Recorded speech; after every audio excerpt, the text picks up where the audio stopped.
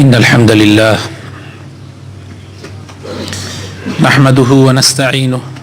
ونستغفره ونستهديه ونعوذ بالله من شرور أنفسنا ومن سيئات أعمالنا. من يهده الله فلا مضل له ومن يضلل فلا هادي له، وأشهد أن لا إله إلا الله وحده لا شريك له، وأشهد أن محمدا عبده ورسوله. يا أيها الذين آمنوا اتقوا الله وقولوا قولا سديدا يصلح لكم أعمالكم ويغفر لكم ذنوبكم، ومن يطع الله ورسوله فقد فاز فوزا عظيما. أما بعد، فإن أصدق الكلام كتاب الله، وخير الهدي هدي محمد صلى الله عليه وسلم، وشر الأمور محدثاتها، وكل محدثة بدعة، وكل بدعة ضلالة، وكل ضلالة في النار. خۆشەویستانم مسلمانە بەڕێزەکان، چەند هەفتەیە کە بەردەوامین لەسەر باسی نەخۆشیەکانی دڵ و بە تایبەت باسی ئەوە ئەکەین بۆ ئێمە پێویستە باسی نەخۆشیەکانی دڵ و دەروون بکەین. 6 قاڵمان عەرزی جەنابتان کردووە لە هەفتەکانی پێشووە و ئەمڕۆش ئینشاء الله خاڵی حەوتەم باسەکەین. خاڵی حەوتەم لەو خاڵانەی کە وا بە ئێمە ئەکا باسی نەخۆشیەکانی دڵ بکەین ئەوەیە بەڕێزانم، خوا نەوێ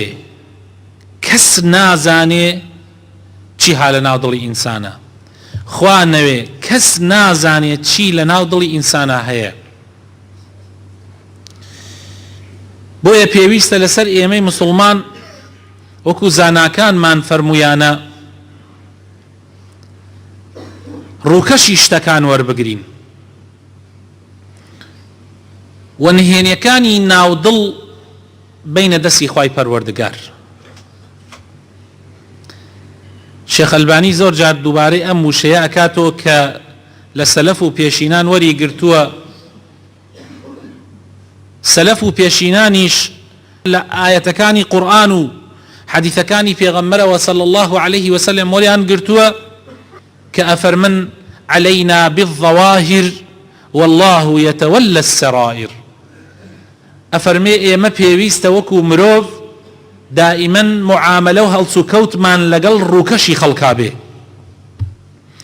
ئێمە سەیری ڕووکەشی خەڵکەکەین. خوای گەورە خۆی محاسبەی خەڵکەکە لەسەر ناو دڵیان. ڕاستە ئیمان بەبێ نیەتی ناو دڵ کامل نییە و تەواو نییە و بەڵکو ئەتوانم بڵێم هەر ئیمان نییە، بەڵام بۆ ئێمە ئەوە لەلایەن خواوەیە، یعنی ئیمانی خوا وەرەگرێ ئەگەر دڵ گفتار کردداری لەگەڵا بێ. بەڵام ئێمەی موسڵمان بەرامبەر بە یەکتری ئەبێ چۆن بین؟ ئەبێ تەماشای گفتار و کردداری ڕووکەشی بکەین، باقی شتەکان ئەیدەنە دەستی خوای پەروەردگار. بۆیە ئەبینی خەڵکێکی زۆر تووشی ئەو هەڵەیە بوون کە ناو دڵی یەکتری ئەخوێننەوە. ئەمەش مخالفەی منهەجی پێغەمبەرانە، مخالفەی منهەجی پێغەمبەری خۆشمانە صلی الله عليه وسلم. خەڵک زۆر جار معاملەکانیان لەسەر ناو دڵ حەسابەکەن. فڵانە کەس منافقە، فڵانە کەس نیەتی ئەوە بوو کاتی ئەوەی کرد. لەخوا زیاتر کەس نایزانێ نیەتی ئەوە بوو، ئەو بەس خوا ئیزانێ. تۆ چۆن ناو دڵ ئەخوێنیتەوە؟ ئەم خوێندنەوەیە هەڵەیەکی گەورەیە کە مسلمانان ئەمڕۆ ئەیکەن. پێویستە ئێمە قسەی لەسەر بکەین و ڕوونی کەینەوە بۆ خەڵکی. پێویستە بۆ مسلمانان بیسەلمێنین کە نابێت تۆ قسە لە ناو دڵ خەڵک بکەی. تۆ ناودڵ ناخوێنیتەوە، تۆ ڕووکەشی شتەکان ئەخوێنیتەوە. ناودڵ محاسبەکەی لای خوای پەروەردگارە. پێغەمبەری خۆشەویستمان صلی الله عليه وسلم کۆمەڵە خەڵکانێک کاتێک کۆچی کرد بۆ مەدینە، کۆمەڵە خەڵکانێک هەبوون بەرژەوەندەکانیان تێک چوو. کاتێ پێغەمبەر صلی الله عليه وسلم چوو بۆ مەدینە، هەر یەک و بەهۆی سەبەبێکەوە بەرژەوەندەکانی تێک چوو. ئەو جۆرە کەسانە زۆر قینیان لە پێغەمبەر بوو صلی الله عليه وسلم. بەڵام بۆ ئەوەی بتوانن لەسەر کارە خراپەکانیان بەردەوام بن، ئیعلانی ئیسلامەتی خۆیانیان کرد. ئەیانوت ئێمە مسلمانین لەبانەوە، بەڵام لە ژێرەوە منافق بوون، لە ناو ناخ و دڵیانەوە منافق بوون. ئەو کەسانە زەربەیان لە ئیسلام زیاتر ئەدا تاوەکو کافرێک ئاشکراکان. جوولەکە و مەسیحی و ئەوانەی بە ئاشکرا کافر بوون و ئیسلام نەبوون، زۆر زەرەریان کەمتر بوو لەسەر مسلمانان تا ئەوانەی کە بەڕووکەش مسلمان بوون بەڵام لە دڵەوە منافق و دووڕوو بوون. بۆیە خوای تەعالا لە قورئانی پیرۆزە سزای ئەوانی گەورەتر داناوە تا سزای کافر،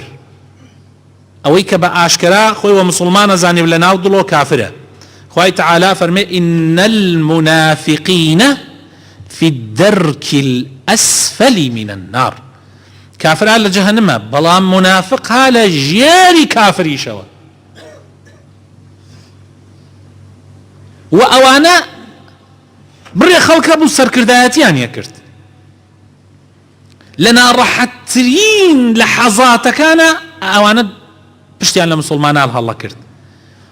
و خنجێری ژەهراویان لە پشتی پێغەمبەر و مسلمانان ئەدا لە خەتەرترین لە حەزاتە. بۆ نمونە مسلمانان ویستیان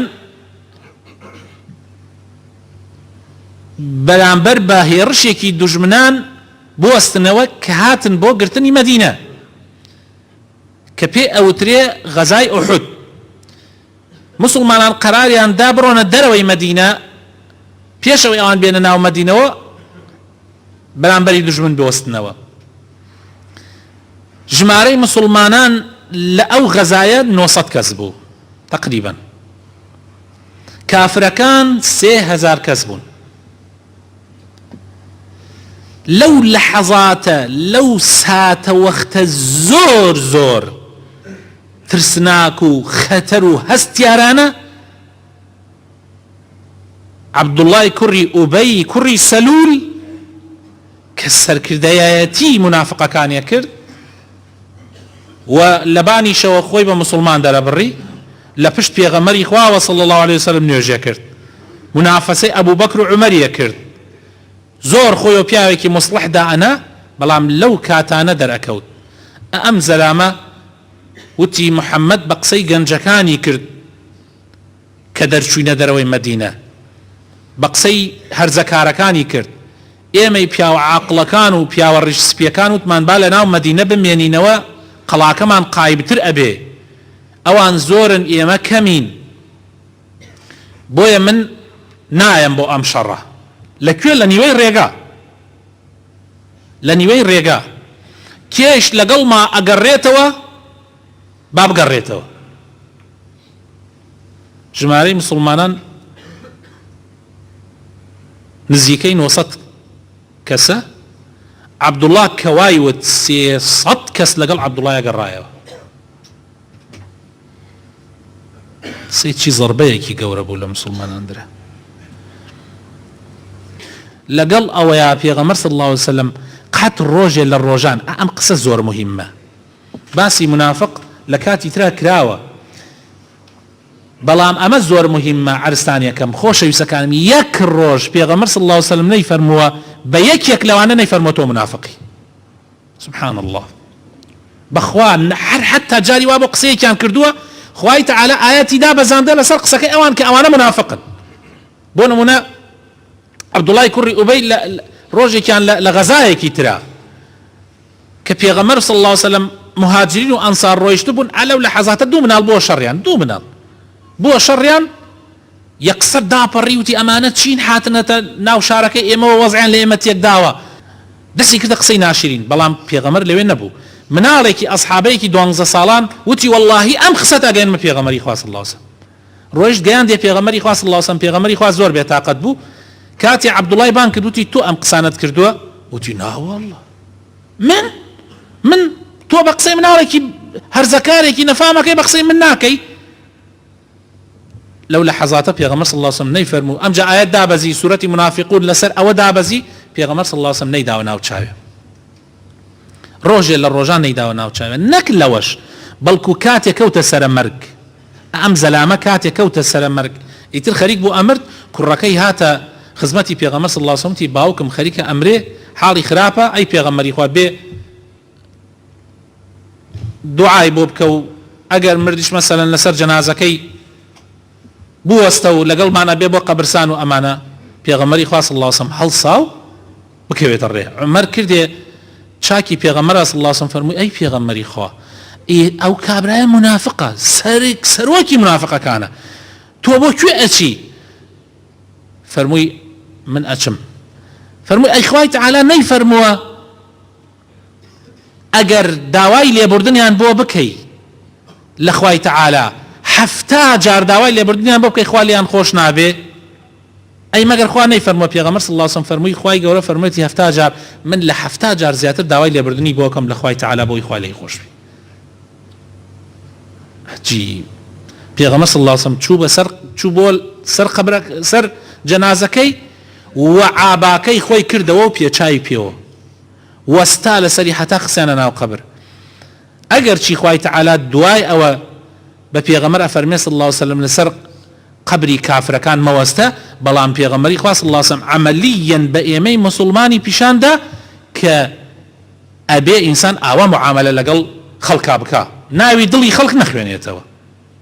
ظاهیرەکەی بخوێنێتەوە ئەمە منهەجی ئەهلی سونە و جەماعەیە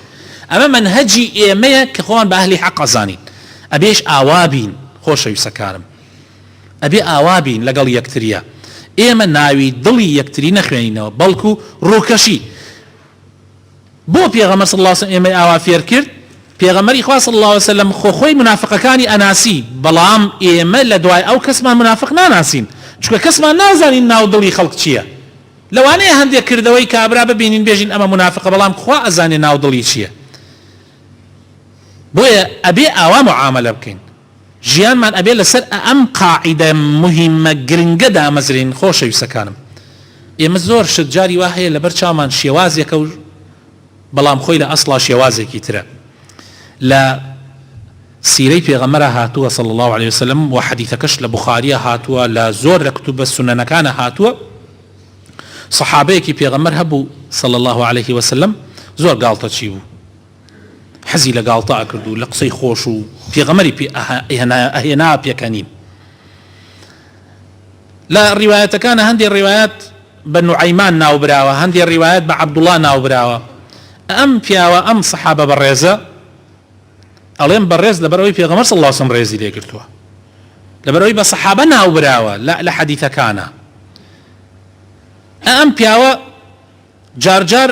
حتى ڕۆنی ئەیهێنا بۆ پێغەمبەر صلی الله عليه وسلم هەنگوێنی ئەهێنا بۆ پێغەمبەری خوا صلی الله عليه وسلم کاتێک کە خاوەنی ڕۆنەکە یان خاوەنی هەنگوێنەکە باتایە داوای پارەکەی بکردایە ئەیهێنا بۆ لای پێغەمبەر صلی الله عليه وسلم ئەوێت ئەی پێغەمبەری خوا کابرا هاتووە پارەی ڕۆنەکەی بەرێ و پارەی هەنگوێنەکەی بدەرێ ئەوەی تو هێنات بە هەدیە ئیتر پێغەمبەری هێناوە پێکەنین قەت دڵیشی ناشکان پێغەمبەری خوا صلی الله عليه وسلم پێکەنی بەدەمیەوە یعنی ئەوە نەگاڵتە چی بوو ئەڕۆیش شتی هێنا بۆ پێغەمبەری خوا صلی الله عليه وسلم دوایش پارەکەی لە پێغەمبەری خوا وەرەگرت بە ناوی هەدیەوە دوای پارەکەی لە پێغەمبەری خوا وەرەگرت مع العلم پێغەمبەری خوا صلی الله عليه وسلم لی قبوڵە کرد و زۆر بەدەمیشەوە پێئەکەنی ئەم کابرایە شتێکی تری هەبوو ئەم کابرایە عەرەقخۆر بوو عەرەقخۆر بوو کە عەرەق حرام کرا ئەم نەیەتوانی واز لە عەرەق بێنێ هەموو جارێ بە سەرخۆشی ئەیان هێنا خزمەتی پێغەمبەر صلی الله عليه وسلم پێغەمبەری خوا صلی الله عليه وسلم حدی شەرعی لەسەر تەطبیق کرد کە لێدانی چل دارە پێغەمبەری خوا صلی الله عليه وسلم ئەیفەرموو لێی بدەن کە لیانەدا دوای ئەوە پێغەمبەری خوا صلی الله عليه وسلم ئەیفەرموو بڕۆ دوای ماوەیەکی هەم عەرەقی خوارد هەم ئەیان هێناوە حتى إمام ابن عبد البر عليه 50 جار زياتر هنا أنا خدمت في غمر صلى بسر خوشي صحابيك لهندي الروايات شناو براوة بإمام عمر ترى به لأم كابرايا الله لعنه الله يا اللهم لعنه رواية كان فرقه ما أكثر ما يؤتى به أما تشي حمو جاري أم زلامة هنا أما تشاني خيران أم زلامة لعنتي ليك الله إخوائي لعنتي لي به في غمر صلى الله عليه وسلم أفرميه بو عالم لا تكونوا عونا للشيطان على أخيكم مبنى يا أرمتي دري الشيطان لسر براكتان أمجا فرمايشتك أفرمي لواني همومان بتهزيني في غمر صلى الله عليه وسلم أفرمي لعنتي ليه مكان